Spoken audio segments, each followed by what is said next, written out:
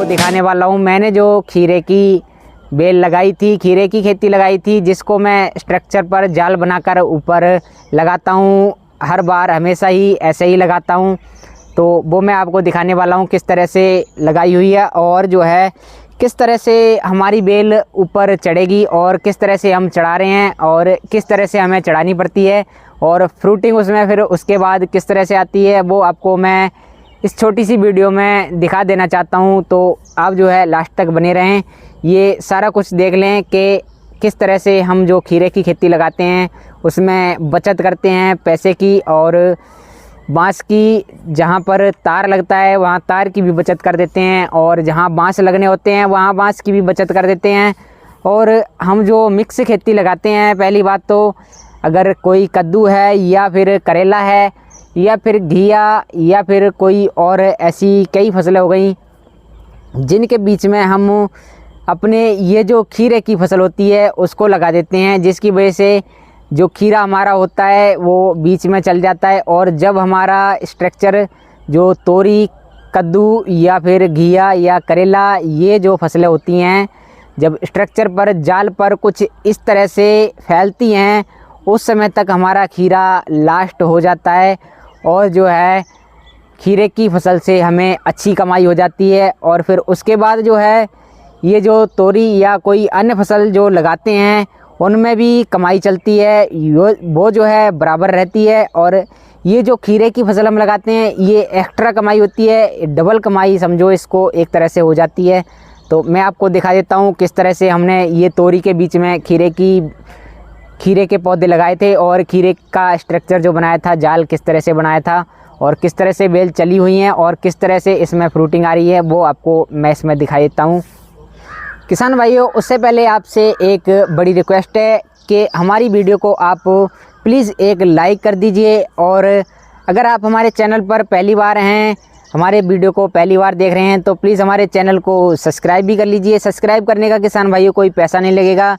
किसान भाइयों, खेती किसानी से, सब्जी से संबंधित बहुत सारी वीडियो, बहुत सारे नए नए तरीके मैं अपने चैनल पर आपको लाता रहता हूं, तो प्लीज़ हमारे चैनल को सब्सक्राइब कर लीजिए। चलिए मैं आपको दिखा देता हूं मैंने जो खीरे की फसल लगाई थी वो किस तरह से हमारी चली हुई है।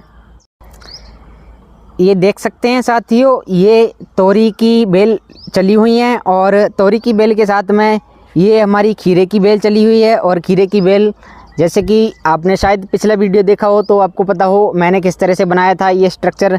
तो ये सिर्फ़ और सिर्फ ये प्लास्टिक पर और नीचे जो एक खूंटा बांधा है, खूंटा कोई 1-1.5 फीट हमने गाड़ दिया है, और पूरे जहाँ तक लाइन गई हुई है कहीं भी हमने बांस नहीं लगाया है। और जहाँ ऊपर अगर तार डालने की बारी आती है तो वहाँ हमने तार भी नहीं डाला है, वहाँ पर भी हमने प्लास्टिक जला दी है। और ऐसा ही जितने भी खेत हम लगाते हैं इसी तरह से करते हैं, इसमें काफ़ी ज़्यादा बचत हो जाती है किसान भाइयों।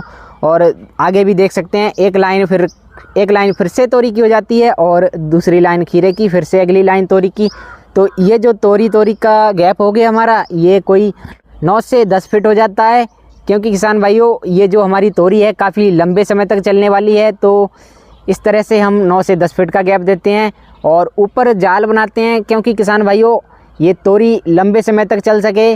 बहुत सारे किसान साथी मैंने देखा है कई जगह पर, वो लोग जो है सीधे ऐसे जो पर्दे होते हैं खड़े वो लगा देते हैं, और तोरी जो है यहाँ से जाकर वहाँ तक आती है, फिर बेल नीचे गिरने लगती है और उसमें जो है तोरी उतनी अच्छे से नहीं चल पाती है, उतनी लंबे समय तक नहीं चल पाती है। और हम जो इस तरह से जाल छत बनाते हैं इसमें काफ़ी ज़्यादा लंबे समय तक ये चल जाती है।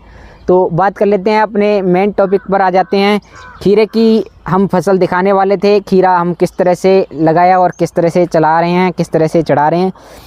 ये जो खीरा है इसमें अब फ्रूटिंग लगना शुरू हो गई है। इसमें 2 बार हमने खीरे तोड़ लिए हैं, शुरुआत हुई है अभी। और ये जो कुछ इस तरह से बेल चढ़ाई हुई हैं, यहाँ से देख सकते हैं ये प्लास्टिक कुछ इस तरह से ये चल रही हैं। और रात को काफ़ी ज़्यादा आंधी और बारिश आई थी, जिसके चलते कुछ बेलें खीरे की जो नीचे गिर गई हैं उनको हम संभालने वाले हैं, उनको ऊपर चढ़ाने वाले हैं।